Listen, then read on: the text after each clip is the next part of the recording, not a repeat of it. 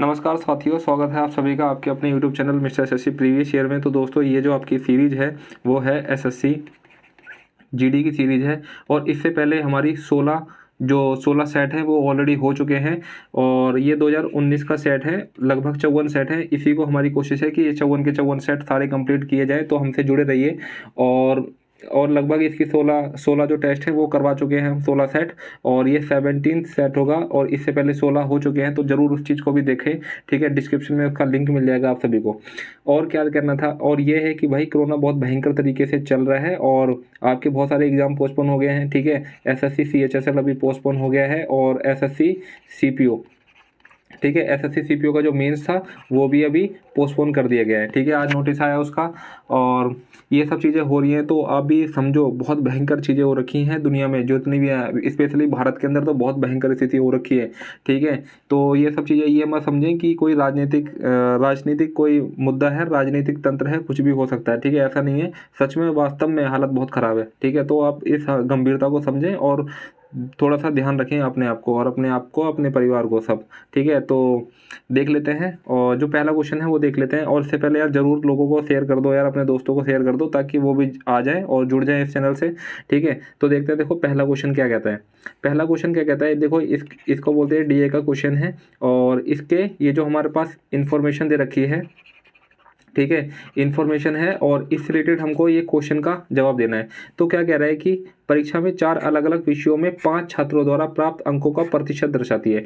यानी कि ये क्या दे रखे हैं, ये प्रतिशत दे रखे हैं, ठीक है। ये सब क्या दे रखे हैं, प्रतिशत दे रखे हैं। तो क्या पूछ रहा है, रसायन विज्ञान में सभी 5 छात्रों द्वारा प्राप्त औसत अंक क्या है। रसायन भाग यानी कि केमिस्ट्री में देखो 130 तो फुल मार्क्स हैं और 50% लेके आ रहा है तो कितना हो जाएगा भाई, 65 हो जाएगा, ठीक है। 30% लेके आ रहा है, 13 कितना हो जाएगा, 39 हो जाएंगे, ठीक है। और 60% यानी कि 13 पंचे 65, 13 छः 78, 78 मार्क्स हो जाएंगे। और ये हो गया 75%।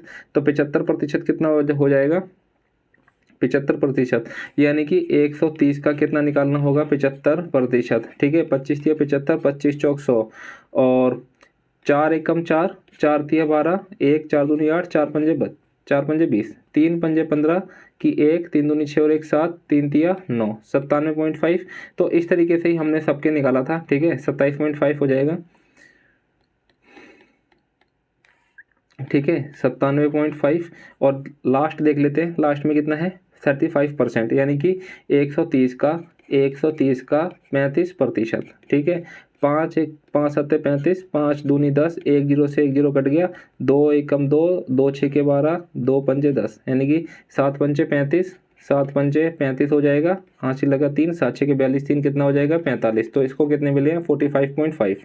कितने मिले दोस्तों, 45.5। इन सबको जोड़ लेंगे, 5 5 कितना हो गया, 10, हासिल लगी 1, 5 और 1 6, 9 6 15, 15 8 कितना हो गया, 23, 23 7 कितना हो गया, 30 और 5 कितना हो गया, 35, हासिल लगी 3, 6 3 9 3 12, 7 19, 19 28 और 4 कितना हो गया, 32।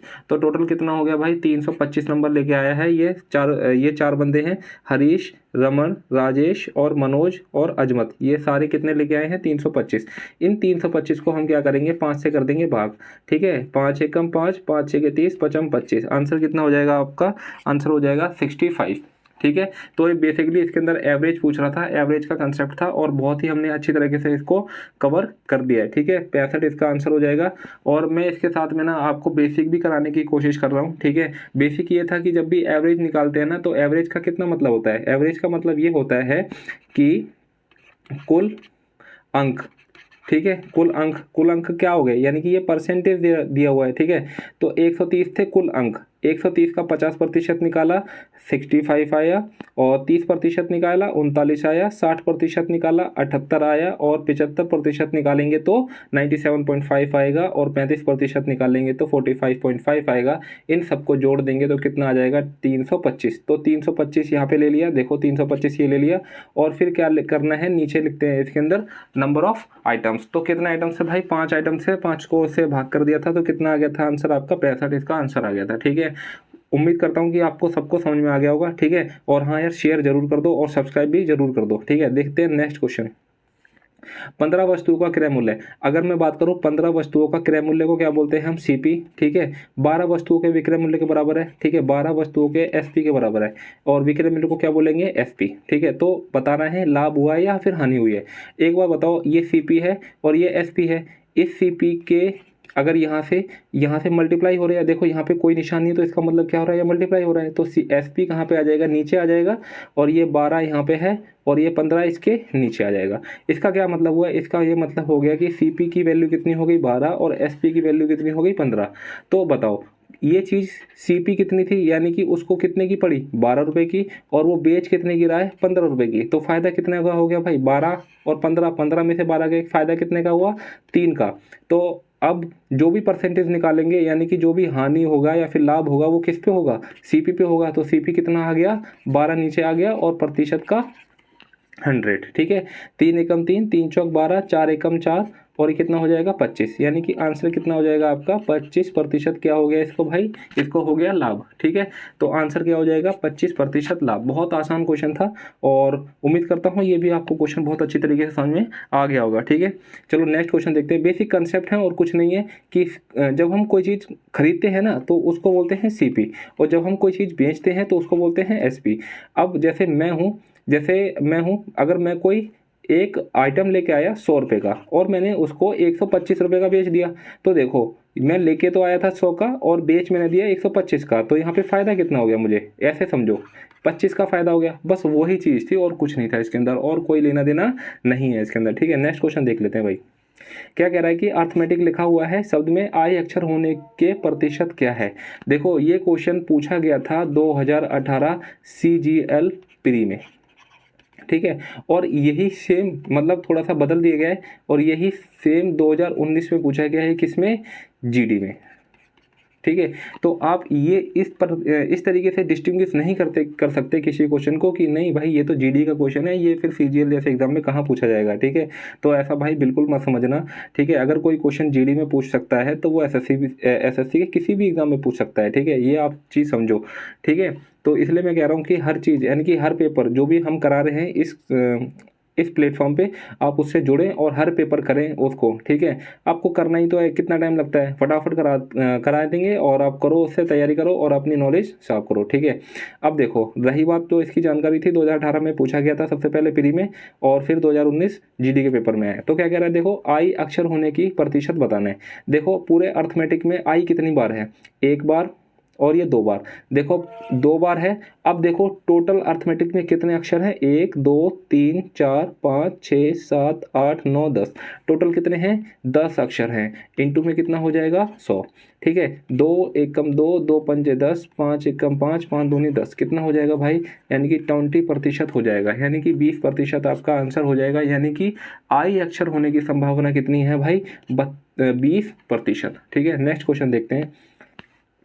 केंद्रीय प्रवृत्ति में माध्य, माध्यिका और बहुलक के बीच संबंध बताना है। देखो हर एक सेट के अंदर इससे एक क्वेश्चन पूछा हुआ है जरूर, चाहे तो वो आपसे माध्य निकलवाएगा या फिर माध्यिका या फिर बहुलक। अब इसके बीच में जो तीनों में जो रिलेशन बनता है ना, वो क्या हो जाएगा, वो हो जाएगा आपका ये वाला, यानी कि बहुलक इज इक्वल टू में 3 माध्यिका माइनस का 2 माध्य है।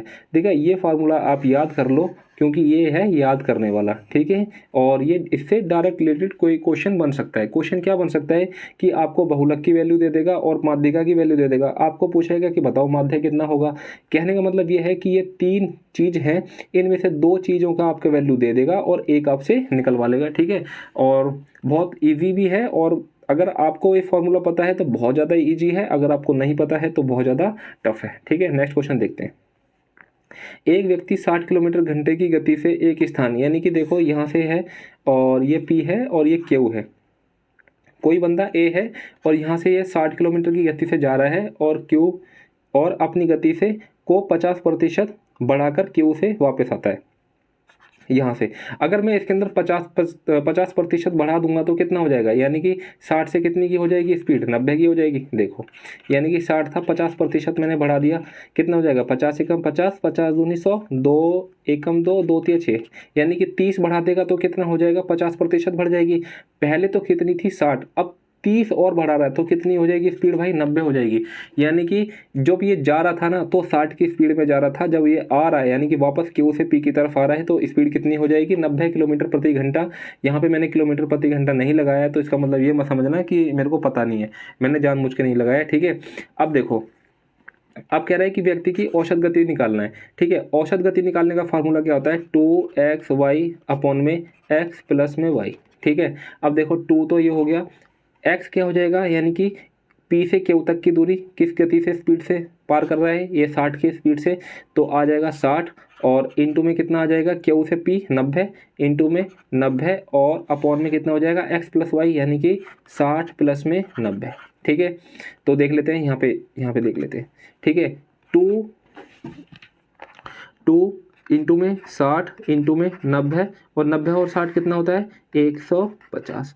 1 0 से 1 0 कट गई, 3 दूनी 6, 3 दूनी 6, 3 पंजे 15, 5 एकम 5, 5 एकम 5, 5 अट्ठे 40, 18 दूनी 36 दूनी कितना हो जाएगा, यानी कि 72 किलोमीटर प्रति घंटा आपका हो जाएगा आंसर, ठीक है। तो आंसर कितना हो जाएगा, 72 किलोमीटर प्रति घंटा। आपको सिर्फ एक फार्मूला ध्यान रखना है, वो ये, ठीक है। अगर आपसे औसत पूछेगा तो ये हो जाएगा, ठीक है। नेक्स्ट क्वेश्चन देख लेते हैं भाई।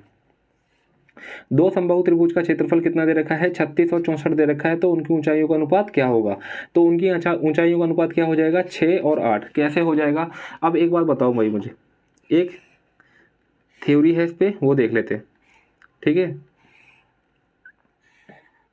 देखो अगर मैं बात करूँ ना, जैसे ये दे रखी है, ये क्या है, इसकी ऊंचाई है, मान के चलो ये 6 ऊंचाई है और ये कितनी है, 8 है ऊंचाई, ठीक है। अब आपको पता है कि जो इसका एरिया होता है ना वो भुजा के स्क्वायर के बराबर होता है। अगर मैं इसका, ये एक थ्योरी है, मतलब एक परिमेय है, इसको याद कर लेना, आगे काम आएगी, कि भुजा का स्क्वायर, अगर मैं इसका स्क्वायर करता हूँ तो कितना हो जाएगा 36 और इसका स्क्वायर करूँगा तो कितना हो जाएगा 64, तो ये इसके क्षेत्रफल के बराबर होगा। देखो आंसर क्लियर है कि नहीं, तो यही हो जाएगा आंसर, ठीक है। 6 6 36 और 8 8 64, आंसर क्या हो जाएगा 6 और 8। इसके अंदर सिर्फ एक ही थ्योरी है, वो एक प्रमेय है, एक थ्योरम है जिससे क्वेश्चन हो रहा है, वो क्या है, यानी कि साइड की भुजा का स्क्वायर आपका एरिया होता है, ठीक है। नेक्स्ट क्वेश्चन देख लेते हैं भाई। एक बल्लेबाज अपनी बारी पारी में 60 रन बनाता है। देखो बारी पारी में कितने रन बनाता है, 60, यानी कि बारी पारी से पहले इसने कितनी पारियां खेली होंगी, यानी कि 11 पारी खेली होंगी, और उसने कुछ रन बनाए होंगे, मान के चलो उसने x रन बनाए हैं, ठीक है। और बारी पारी में उसने कितने रन बना दिए, 60 रन बना दिए, और इस तरह उसका औसत 2 रन से बढ़ जाता है। उसकी 11वीं पारी के बाद का औसत रन क्या था। अब एक बार बताओ, अगर मैं इन सब का औसत निकालता हूं तो कितनी पारियां हो जाएंगी टोटल, 11 तो पहले की थी और एक और हो गई, यानी कि कितनी होगी टोटल 12 पारी। अगर मैं इसका औसत निकालूंगा तो पहले औसत क्या था, x, अब कितना हो जाएगा x प्लस 2, क्योंकि 2 बढ़ जा रहा है बाद में जब उसके अंदर 60 जोड़ रहे हैं, ठीक है। अब देखो यानी कि 11x प्लस में 60 और ये 12 को इससे मल्टीप्लाई कर देंगे तो कितना आ जाएगा, 12x प्लस में 12 दूनी 24, क्लियर। अब 12x इधर आ जाएगा, 11x माइनस का 12x इजिकल टू में ये 60 इधर चला जाएगा, यानी कि 24 माइनस का 60, क्लियर। 11x माइनस 12x, इसमें से घटाएंगे तो कितना हो जाएगा -x, और इसमें घटाएंगे तो कितना हो जाएगा माइनस का 36, माइनस से माइनस कट जाएगा, यानी कि x की वैल्यू कितनी आ गई 36, यानी कि 12 पारी से पहले जो उसका औसत था वो कितना था 36। आंसर कितना हो जाएगा 36, यानी कि ऑप्शन बी इसका करेक्ट आंसर हो जाएगा। नेक्स्ट क्वेश्चन देख लेते हैं भाई। कितने प्रतिशत प्रति वर्ष की साधारण ब्याज दर पर 1800 की राशि 10 वर्षों में 2700 हो जाएगी। अब एक बात बताओ भाई, 1800 की राशि थी, यानी कि इसको क्या बोलते हैं, मूलधन, ठीक है। 1800 की मूलधन थी और ये कुछ सालों बाद, यानी कि 10 सालों बाद, यानी कि 10 साल बाद कितनी हो गई भाई, 2700 हो गई। यानी कि यहाँ से यहाँ तक इसको होने में कितना ब्याज मिला, यानी कि इसको ब्याज मिला 900 रुपये का, क्लियर हो गई। और 900 का ब्याज कितने में मिला, यानी कि 1800 पर मिला, ठीक है। इसकी मैं परसेंटेज निकाल लेता हूँ कि टोटल कितना रेट हो गया इसका, ठीक है। जो 2 जीरो से 2 जीरो काट लूँगा, 9 एकम 9, 9 दूनी 18, 2 पंजे 10, यानी टोटल कितना हो गया भाई, 50% हो गया। यानी कि इसको 10 सालों के अंदर 50% ब्याज मिला। अब क्या करूंगा, मेरे को निकालना है प्रति वर्ष का साधारण ब्याज, यानी कि प्रति वर्ष की रेट निकालनी है। तो टोटल कितने वर्ष थे, 10 वर्ष थे, इसको 10 से भाग कर दूंगा तो आंसर कितना हो जाएगा, 5% प्रति वर्ष की दर से इसको ब्याज लगा है साधारण ब्याज पे। देखो हमारे इस क्वेश्चन में क्या पूछता है, एक तो होता है CI और एक होता है SI, ठीक है। दो चीज़ें होती हैं, दो कंसेप्ट होते हैं बस, और इसके ज़्यादा, इसके अलावा इसके अंदर और कुछ है नहीं। देखो मैं आपको थोड़ा सा बता देता हूँ, इसके जो बेसिक फंडे हैं वो क्या है कि साधारण ब्याज का क्या मतलब होता है, यानी कि जो रेट तुम्हारी, जैसे मान के चलो 10% रेट है, तो ये 10% हमेशा रहने वाली है। अगर मैं बात करूं कि 1,000 रुपये का उसका मूलधन है, और एसआई की बात करूं तो यहाँ पे भी इसका क्या है, 1,000 मूलधन है। इसमें अगर मैं 1 साल का रेट निकालूंगा ना, तो 10% से कितना निकल जाएगा भाई, 100। ठीक है, जब मैं दूसरे साल का भी रेट निकालूंगा ना, तो वो 1,000 पे ही दूसरा साल का भी निकलेगा, यानी कि दूसरा साल भी कितना निकलेगा, 100। लेकिन सीआई के अंदर, यानी कि चक्रवर्ती ब्याज में ऐसा बिल्कुल नहीं होने वाला। अगर मैं पहले साल का 10% के हिसाब से निकालता हूं तो कितना हो जाएगा भाई, 100 रुपये। लेकिन जब मैं दूसरे साल का निकालूंगा ना, तो इसके अंदर यानी कि 1,000 में ये 100 जुड़ जाएंगे, दूसरे साल की जो रकम होगी ना ब्याज लगने वाली, वो कितनी हो जाएगी, 1,100। और फिर मैं इसका 10% निकालूंगा तो कितना हो जाएगा भाई, फिर मैं इसका जो 10% हो जाएगा वो हो जाएगा 110। देख रहे हो, बस यही अंतर है। अगर मैं सीधे सीधे शब्दों में कहूँ ना, तो सीआई का मतलब ये होता है कि जब हम ब्याज पे भी ब्याज लगाते हैं। ठीक है, आपने सुना होगा, जब भी आप कोई देखा होगा किसी को कर्जा वर्जा लेता है तो वो ब्याज पे भी ब्याज लगा देता है। ठीक है, लेकिन साधारण ब्याज में ऐसा बिल्कुल नहीं होता है। जितनी रकम आप लोगे शुरुआत में, उसी रकम पे आप हमेशा ब्याज दोगे। ठीक है, ये तो डिफरेंस था एसआई और सीआई में। और इस जो ये वाला जो चैप्टर है ना, इसके अंदर और इससे रिलेटेड और कुछ है ही नहीं है, बस यही सब चीज़ें घुमा फिरा के पूछता है। ठीक है, नेक्स्ट क्वेश्चन देख लेते हैं। और हाँ यार, शेयर कर दो यार जरूर, और सब्सक्राइब भी कर दो यार अगर आपको मजा आ रहा है तो। ठीक है, नेक्स्ट क्वेश्चन देखते हैं। सभी विषयों में 50% और उससे अधिक अंक प्राप्त करने वाले छात्रों की संख्या बतानी है। यानी कि या तो 50% अंक सभी विषयों में, या फिर कितने, या फिर उससे अधिक। अब देखो, ये तो 40% की बात कर रहा है, ये तो नहीं होगा, और ये भी नहीं होगा। यानी कि अगर मैं बात करूं तो ये दोनों तो होंगे नहीं, क्योंकि भाई इसको तो 35% मिल रहा है, और जबकि ये 50% की बात कर रहा है कि सब में 50% मिलने चाहिए। और एक ये भी नहीं होगा। इसमें देखो 80, यहाँ पे 30% आ गया। बाकी देख लेते हैं, देखो 70%, 60%, 80%, 82%। यानी कि ये जो राजेश भाई साहब हैं, ये तो पूरे 50% से ज़्यादा मार्क्स लेके आ रहे हैं। बाकी बात करता हूँ मैं हरीश की, हरीश 90% लेके आ रहे हैं, 50% लेके आ रहे हैं, 60% और 70%। यानी कि ये भी 50% या उससे अधिक नंबर लेके आ रहे हैं। तो आंसर कितना हो जाएगा, 2। ठीक है, आंसर कितना हो जाएगा भाई, 2। यानी कि 2 जो छात्र हैं वो 50% या फिर 50% से ज़्यादा नंबर लेके आ रहे हैं। यानी कि आंसर कितना हो जाएगा, 2। बहुत आसान क्वेश्चन था, इसमें ज़्यादा कुछ था नहीं। ठीक है, बेसिकली नेक्स्ट क्वेश्चन देखते हैं भाई। रहीम और हरीश क्रमशः 15 दिनों और 10 दिनों में एक काम को कर सकते हैं। अगर मैं रहीम की बात करूं तो ये 15 दिन का समय लेते हैं, और अगर मैं हरीश की बात करूं तो ये 10 दिन में एक काम को कर सकते हैं। अब मेरे को क्या करना है, बेसिकली इनका निकालना है एलसीएम। यानी कि 15 और 10 का एलसीएम कितना हो जाता है, वो हो जाता है 30। अब देखो इसका मैं निकालता हूँ एफिशिएंसी, यानी कि 15 कितने बार जाएगा 30 में, यानी कि 2 बार, और 10 कितनी बार जाएगा 30 में, यानी कि 3 बार। ये आ गई इसकी एफिशिएंसी। इस एफिशिएंसी का मतलब क्या है, यानी कि यह क्षमता है। यानी कि ये 2 की क्षमता से कोई काम करता है, और ये 3 की क्षमता से कोई काम करता है। ठीक है, बस ये चीज़ है। क्लियर है। अब देखो, जिसकी ज़्यादा क्षमता होगी ना, वो उतने ही कम दिन में समय करेगा। यानी कि अगर तुम्हारी क्षमता बहुत ज़्यादा है ना, तो तुम किसी भी काम को बहुत जल्दी कर लोगे। अगर किसी की क्षमता, कोई कमज़ोर आदमी है तो उस काम को क्या करेगा, बहुत लेट करेगा। अगर कोई ताकतवर है, कोई अच्छा खासा आदमी है जो बहुत ही, जिसके अंदर ताकत है, और वो उस काम को बहुत जल्दी काम करेगा। ठीक है, ये चीज़ आप समझ लेना। देखो ये काम ना सिर्फ ताकत वाले की बात है, ये नहीं कह रहा हूँ कि मैं दिमाग की बात नहीं कर रहा हूँ भाई। दिमाग का अलग लेवल होता है।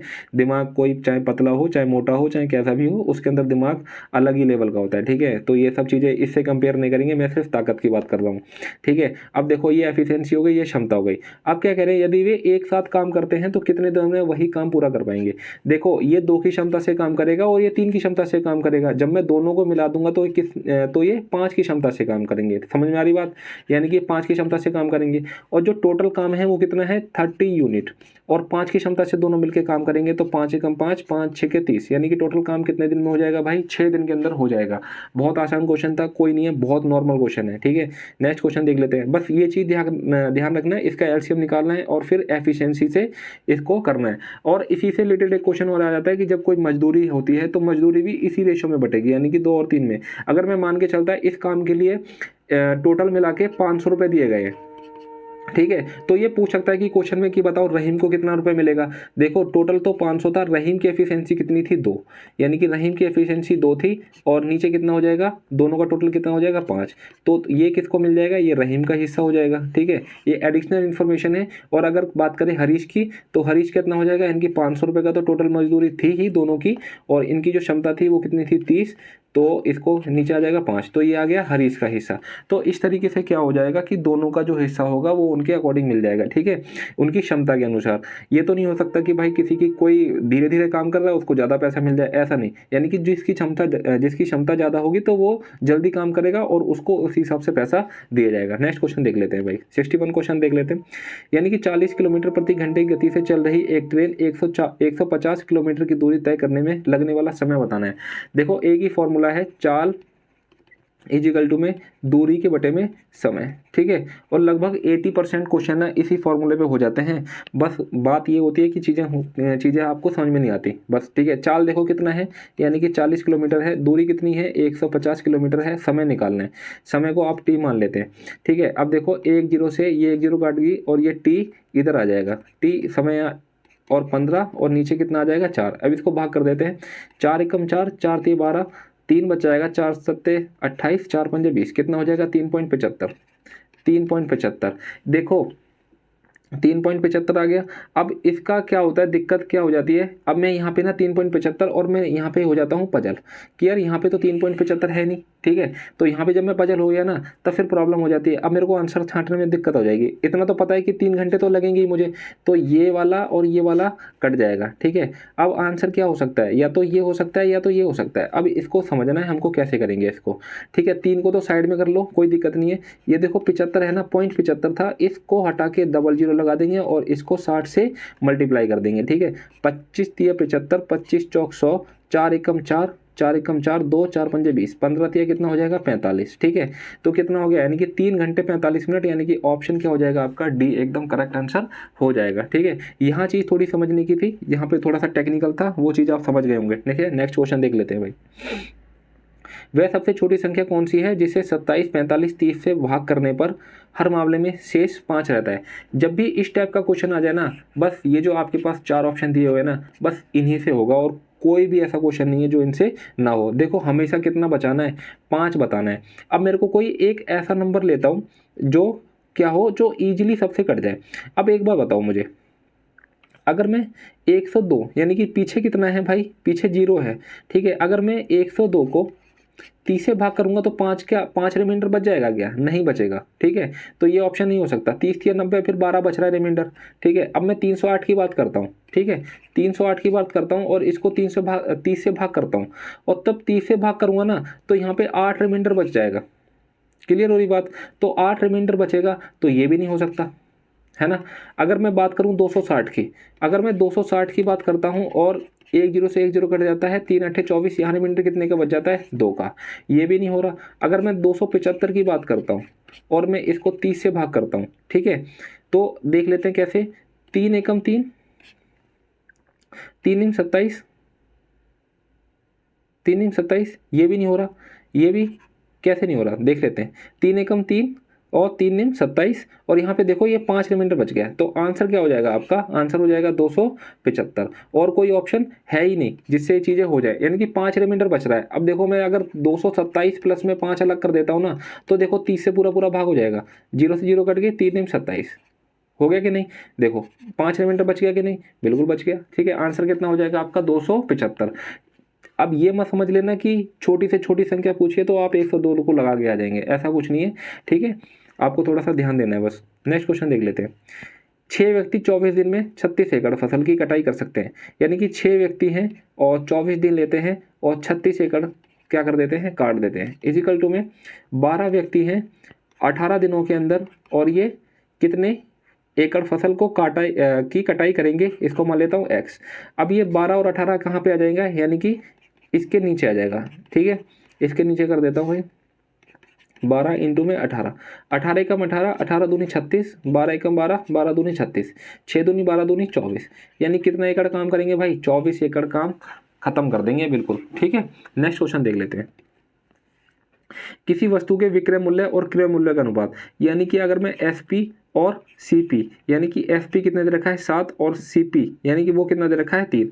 अब मेरे को बात बताओ कि अगर मैं कोई चीज़ 3 रुपये में खरीद रहा हूँ और उसी चीज़ को मैं 7 रुपये में बेच रहा हूँ तो फायदा कितने का हो गया? 4 का हो गया कि नहीं? तो क्या पूछ रहा है अब? तो लाभ और विक्रय मूल्य के बीच अनुपात क्या होगा? यानी कि लाभ कितना है भाई 4 और विक्रय मूल्य यानी कि FP कितना था यानी कि 7। तो आंसर कितना हो जाएगा 4:7 यानी कि 4:7 आपका डी ऑप्शन हो जाएगा। नेक्स्ट क्वेश्चन देख लेते हैं। 100 संतरे 400 रुपये में खरीदे गए, यानी कि अगर मैं बात करूं 400 रुपये के अंदर 100 संतरे खरीदे गए। 100 संतरे खरीदे गए तो अगर मैं इसको दर्जन में अगर मैं चेंज करूंगा ना तो 12 अट्ठे कितना होता है 96 यानी कि 8 दर्जन और 4 संतरे। क्लियर हो गई बात कि नहीं? ठीक है क्लियर। अगर मैं एक संतरे की बात करूंगा ना तो कितने का हो जाएगा? यानी कि 400 रुपये को 100 से भाग कर देंगे तो एक संतरा कितने का हो जाएगा 4 रुपये का। आपके पास सारी की सारी इन्फॉर्मेशन आ गई। ठीक है, अब क्या कह रहा है कि 60 प्रति दर्जन की दर से बेचे जाते हैं। टोटल कितने दर्जन थे? 8 दर्जन थे। क्लियर हो गई? यानी कि 8 दर्जन थे यानी कि 60 को क्या करना है 8 से मल्टीप्लाई करना है। 8 6 48 कितने का हो गए 480 के। अब आपके पास बच गए भाई 4 संतरे। क्लियर होगी? अब 4 संतरे बच गए यानी कि 60 रुपये में 12, 60 रुपये में कितने हो गए 12 संतरे। तो अब मेरे को बताओ अगर मैं इसको 12 से भाग कर दूंगा है ना तो एक संतरा कितने का हो जाएगा 5 रुपये का हो जाएगा कि नहीं? अब मेरे पास कितने संतरे थे 4 संतरे थे 5 चौक 20 रुपये के ये यानी कि टोटल उसने कितने के संतरे बेचे 500 रुपये के। 400 रुपये के तो उसने खरीदे थे और 500 रुपये के संतरे बेच रहा है तो फायदा कितने का हो गया भाई 100 रुपये का फायदा हो गया। कितने पे 400 रुपये इंटू में कितना हो जाएगा 100। 2 जीरो से ये 2 जीरो कट गई और 4 एकम 4 4 दूनी 8 4 पंजे 20 यानी कि टोटल फायदा कितना हो गया 25% उसको हो गया लाभ। यानी कि आंसर कितना हो जाएगा 25%। नेक्स्ट क्वेश्चन देख लेते हैं भाई। वार्षिक आधार पर चक्रवृद्धि 5% प्रति वर्ष की ब्याज दर पर 800 की राशि कितने समय में 882 हो जाएगी? देखो मूलधन की बात कर रहे हैं, मूलधन कितना है इसका 800। ठीक है, और ये 800 से कितने की हो जा रही है यानी कि ब्याज लगने के बाद उसको क्या बोलते हैं मिश्रधन। मिश्रधन कितने का हो गया 882 का। अब मेरे को बताओ समय कितने का लगा इसको नहीं पता, समय ही पूछ रहा है 4 साल का 3 साल का 2 वर्ष का और 5 वर्ष का। अब देखो समय नहीं पता समय, लेकिन आपको रेट पता है। रेट कितनी थी 5% थी।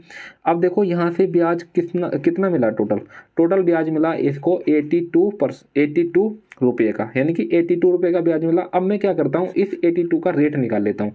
इसको 800 से भाग कर दिया अपॉन में इंटू में कितना हो जाएगा 100। 2 जीरो से 2 जीरो कट गई। ठीक है, 8 एकम 8 जीरो 8 दूनी 16 8 पंजे 20 8 पंचे 40 सॉरी। तो आंसर कितना हो जाएगा यानी कि आपकी जो टोटल रेट निकल के वो कितनी आ गई 10.25। क्लियर? यहाँ तक आपको समझ में आ गया। अब मेरे को इससे ये कैसे पता चलेगा कि भाई मेरे कि ये 2 साल का है 3 साल का या फिर 4 साल का रेट है या फिर 5 साल का? अब मेरे को एक बार बताओ रेट कितना था 5%। अगर मैं 2 साल का लेता हूँ ना तो देखो ये फर्स्ट ये सेकंड। ठीक है, अगर मैं 2 साल का लेता हूँ तो आपने एक चीज़ देखा होगा क्या होगा वो x प्लस में y प्लस में एक्स वाई अपॉन में 100। ये इसका नेट रेट हो जाएगा। x कितना था 5, y कितना था 5 और ये कितना था 25 और अपॉन में कितना हो जाएगा 100। 5 5 10 और यहाँ पे कितना हो जाएगा 10.25। ठीक है 10.25 देखो ये सेटिस्फाई कर रहा है, ये सेटिस्फाई कर रहा है इससे। ठीक है, यानी कि ये कितने साल का है 2 साल का रेट है तो आंसर कितना हो जाएगा 2 साल। ठीक है, आंसर कितना हो जाएगा 2 वर्ष। अब इसके अंदर ना नेट रेट के अंदर एक चीज़ और पूछोगे कि अगर 3 साल का नेट रेट हो तो कैसे करेंगे।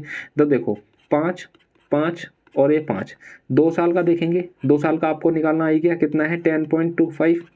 ठीक है, अब इसी तरीके से हम क्या करेंगे इन दोनों को जोड़ेंगे 15.25 हो जाएगा कि नहीं इन दोनों को जोड़ के, और फिर क्या कर देंगे इसको मल्टीप्लाई करके जैसे हमने यहाँ किया था x और y को, और इसको 100 से भाग कर देंगे और फिर इसके अंदर जोड़ देंगे। वो इसका नेट रेट आ जाएगा कितने साल का 3 साल के अंदर। ठीक है, 5% का वो हो जाता है 15.7625।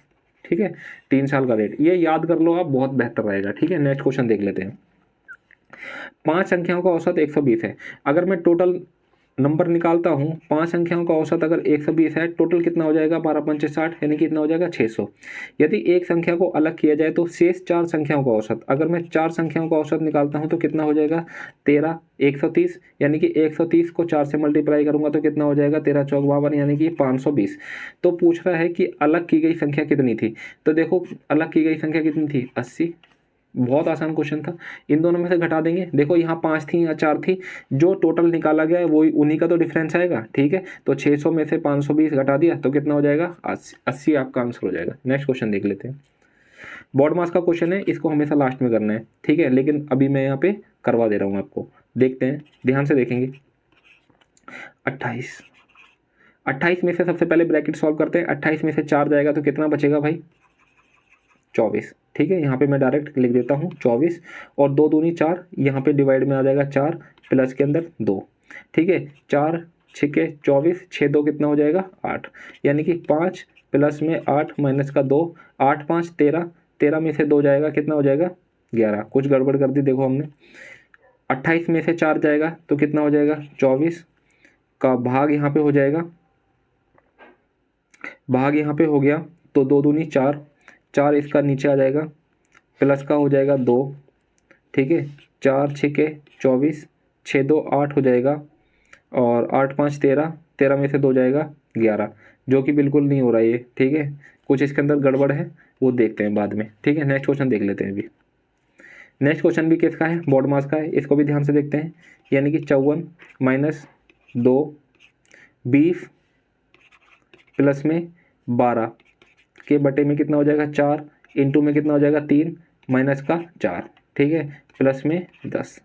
ठीक है, 54 माइनस का 2, 4 तिया 12, 3 तिया कितना हो जाएगा 9, यानी कि 20 प्लस में 9 माइनस का 4, और प्लस में कितना हो जाएगा 10। ठीक है, 54 माइनस 2, 29 में से 4 जाएगा कितना हो जाएगा 25, 25 दूनी कितना हो जाएगा 50, यहाँ पे कितना हो गया 50 प्लस में 10। ठीक है, अब देखो 54 में से 50 जाएगा तो कितना बचेगा 4, और 4 प्लस में 10 कितना हो जाएगा 14, यानी कि 14 आपका आंसर हो जाएगा। ठीक है, यानी कि आपका BS का आंसर हो जाएगा एकदम करेक्ट। नेक्स्ट क्वेश्चन देख लेते हैं भाई। यदि किसी निश्चित संख्या का 20%, यदि किसी निश्चित संख्या, यानी कि निश्चित संख्या मान लेते हैं x का 20%, x का 20% किसी अन्य संख्या के 3/4 के बराबर है। देखो ये बराबर कर दिया। अब क्या कह रहा है, तो संख्याओं के बीच अनुपात कितना हो जाएगा। ठीक है, 20 एकम 20, 20 पंचे 100। ठीक है, x आ गया, और ये नीचे यहाँ पे मल्टीप्लाई हो रहा है तो यहाँ पे किस में हो जाएगा अपॉन में आ जाएगा, और ये 3/4, और यहाँ से डिवाइड में है, यहाँ से कितना हो जाएगा मल्टीप्लाई में, यानी कि कितना हो जाएगा 5 3 15, और अपॉन में 4। आंसर कितना हो जाएगा 15/4, यानी कि ऑप्शन सी इसका एकदम करेक्ट हो जाएगा। नेक्स्ट क्वेश्चन देख लेते हैं। 2 मीटर भुजा वाले घन बॉक्स में 5 सेंटीमीटर भुजा वाले कितने घन रखे जा सकते हैं। देखो इसके अंदर जो डिफरेंस है ना वो ये है कि 2 मीटर की बात कर रहा है, और इसके अंदर जो रखे जाने वाले हैं ना वो कितने हैं 5 सेंटीमीटर के। ठीक है, 2 मीटर यानी कि 2 मीटर की बात कर रहा है तो ये कितने हो जाएंगे, यानी कि 200 सेंटीमीटर, और इसका जो घन का आयतन वो कितना हो जाता है a का क्यूब, यानी कि 200 इंटू में 200 इंटू में 200। ठीक है, 200, और नीचे जो छोटे वाले घन है उनका जो आयतन हो जाएगा वो कितना हो जाएगा 5, यानी कि a का क्यूब 5 इंटू में 5 इंटू में 5, इसको मल्टीप्लाई कर देंगे। ठीक है, 5 चौके 20, 5 चौके 20, 5 चौके 20, तो 4 चौक 16 चौक 64, यानी कि 64,000, यानी कि ऑप्शन आपका बी एकदम करेक्ट हो जाएगा। नेक्स्ट क्वेश्चन देख लेते हैं भाई। The base of a right prism, देखो प्रिज्म क्या होता है, देखो इस तरीके से एक प्रिज्म है, right prism is an equilateral triangle. Equilateral का मतलब क्या होता है, यानी कि समबाहु त्रिभुज with a side of 5 centimetre, यानी कि जो इसकी साइड है वो कितनी है 5 सेंटीमीटर। इट्स हाइट, ठीक है, इट्स हाइट, ये इसकी हाइट हो गई। ये हाइट कितनी है इसकी 20 मीटर, और इस तरीके से ये होता है। ठीक है, इस तरीके से ये एक प्रिज्म बन गया। तो क्या कह रहा है, the volume of the prism क्या होता है, यानी कि आधार का क्षेत्रफल इंटू में ऊंचाई, आधार का क्षेत्रफल, यानी कि आधार क्या है इसका, एक समबाहु त्रिभुज है कि नहीं आधार, तो आधार का क्षेत्रफल क्या होता है, √3/4 इंटू में भुजा का स्क्वायर, भुजा का स्क्वायर कितना है भाई 5 इंटू में 5 इंटू में हाइट कितनी है इसकी 20, ठीक है, 4 एकम 4, 4 पंजे 20, पचम 25, पंचे कितना हो जाएगा 125 √3, यानी कि 125 √3 मीटर में था क्यूब, यानी कि इसका आंसर कितना हो जाएगा 125 √3 मीटर का क्यूब, यानी कि ऑप्शन ए इसका एकदम करेक्ट आंसर हो जाएगा। नेक्स्ट क्वेश्चन देख लेते हैं, दो संख्याओं का अनुपात कितना है 8 और 3, यानी कि फर्स्ट एंड सेकंड, यानी कि दो संख्याओं का अनुपात कितना है 8 और 3, उनका अंतर दे रखा है 120, अगर मैं इन दोनों का डिफरेंस निकालता हूं तो कितना हो जाएगा 5, यानी कि इस 5 यूनिट की वैल्यू कितनी दे रखी है 120, तो दोनों संख्याओं में से सबसे छोटी संख्या कौन सी है बताओ, 8 छोटा है या 3 छोटा है, 3 छोटा है, तो 1 यूनिट की वैल्यू कितनी हो जाएगी 120 के बटे में 5, और आपको क्या निकालना है 3 यूनिट की वैल्यू निकालनी है, तो इसको 3 से मल्टीप्लाई कर देंगे,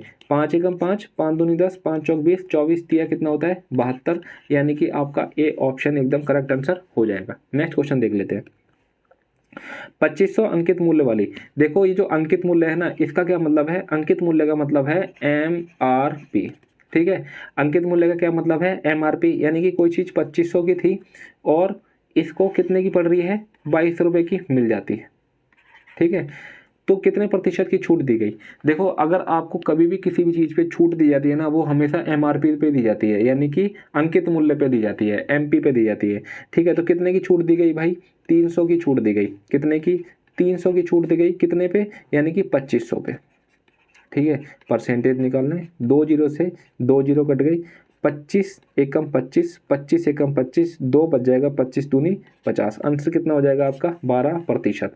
नेक्स्ट क्वेश्चन देख लेते हैं और लास्ट क्वेश्चन होगा ये, देखो इस तरीके से ये दिया हुआ है, ये आपको पता था कि ये परसेंटेज दी हुई है, अब क्या पूछ रहा है, प्रत्येक विषय में 50% से कम अंक प्राप्त करने वाले कितने छात्र हैं, प्रत्येक विषय में 50% से अंक, 50% से कम अंक, यानी कि 50% से कम की बात कर रहे हैं, यानी कि देखो 50% से कम ये तो होगा नहीं, ठीक है, 50% से कम की बात कर रहा है, प्रत्येक विषय में 50% से कम बात कर रहा है, तो ये भी नहीं होगा क्योंकि इसके अंदर तो 80% आ गया, ये भी नहीं होगा और ये भी नहीं होगा, आंसर कितना हो जाएगा, देखो यहाँ पे 40% है जो कि 50% से कम है, 35% 50% से कम है, 38% 50% से कम है और 48% 50% से कम है, तो अजमत भाई साहब ऐसे थे जिनके 50% से भी कम मार्क्स थे, यानी कि आंसर कितना हो जाएगा, एक बंदा ऐसा है जो कि अजमत है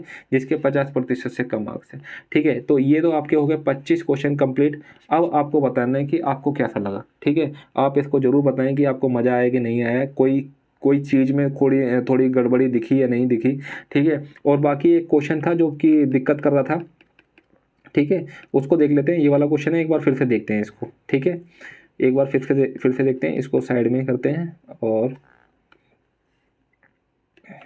ये देखते हैं, फिर से देखते हैं, यानी कि 5, ठीक है, प्लस और 28 में से 4 जाएगा तो कितना बचेगा 24 बचेगा, और ये भाग हो रहा है, ठीक है, 2 दूनी 4, तो भाग यहाँ पे आ गया, प्लस में 2 और ये ब्रैकेट बंद, फिर से ब्रैकेट बंद हो गई, 5 प्लस में 4 एकम 4, 4 पंजे 20, 4 छः 24, तो कितना हो जाएगा 6 2 8 माइनस का 2, 8 5 13, 13 में से 2 जाएगा, आंसर तो मेरे हिसाब से 11 आना चाहिए, बाकी आप देख के बता देना, ठीक है, आंसर कितना आना चाहिए 11 आना चाहिए, बाकी आप देख के जरूर बताना, ठीक है, फिर मिलते हैं यार, जरूर सब्सक्राइब कर लेना चैनल को, और फिर नेक्स्ट सेशन के साथ कल मिलते हैं आपको, ठीक है, तब तक के लिए जय हिंद जय भारत, और हाँ यार सुरक्षित रहिए घर में।